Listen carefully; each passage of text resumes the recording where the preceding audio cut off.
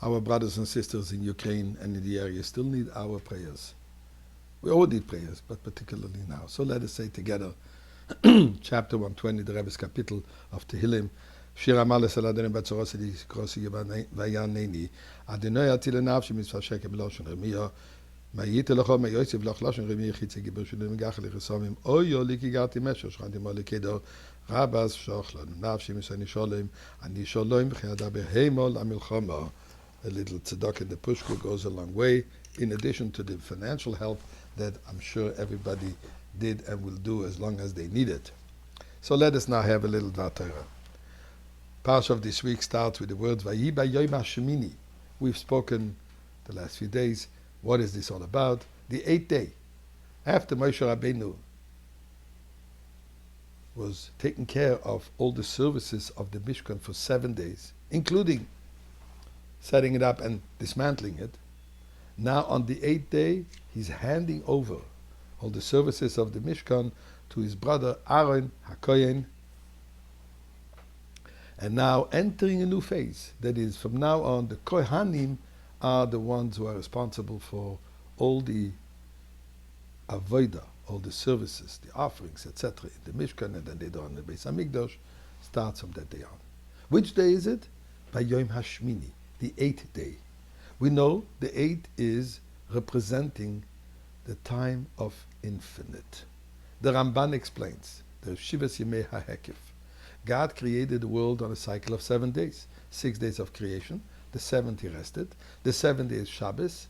After Shabbos we return to Yom Rishon, to the first day of the week.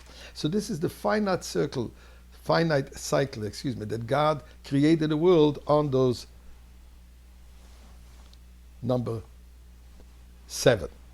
Therefore 7 is Shabbat, Kol Hashvin Chavivin, every 7th is specially beloved. As the Rebbe tells us, we are the 7th generation starting from the Alter Rebbe, the last generation of Golos, the first generation to enter into the 8th, the time of infinite. In fact, the Havdil, even in science, the symbol of infinity is an 8 lying down. Continue. Shmini, we're very familiar with that. The 8th day of the birth of a baby is the day of Brith Milah. And it's done on the 8th day particularly. It even overrides Shabbos and Yom Kippur. Why? Because the bond which is created between the child and God is an infinite bond. Not a bond based on experience, on achievement, personal commitment. It's just a bond, an infinite bond. So talking about this infinite bond, which is Brith Milah, which is so fundamental in Judaism, here is a fascinating little event. Ukraine is going through a major crisis.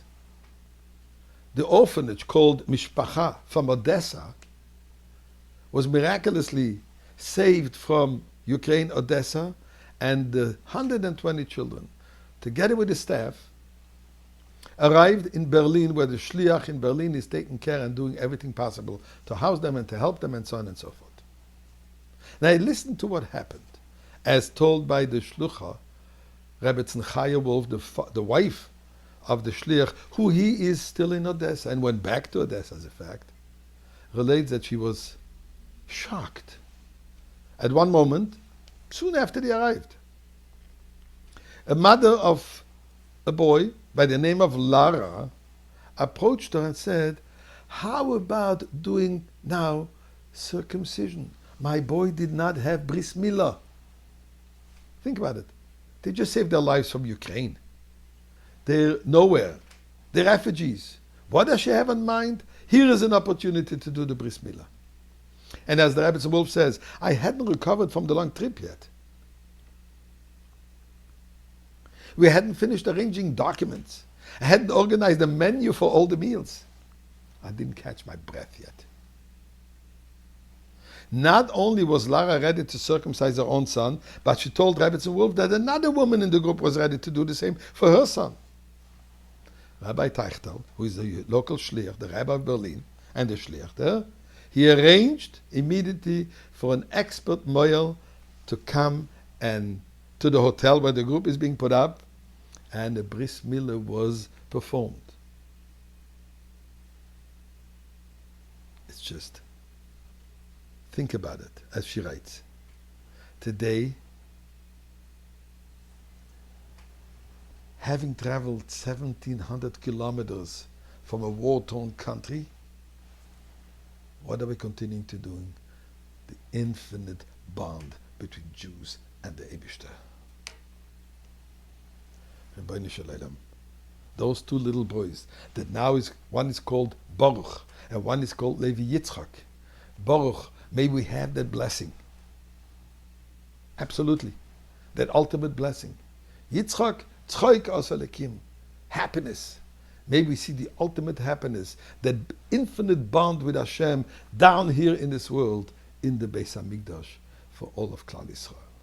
Now,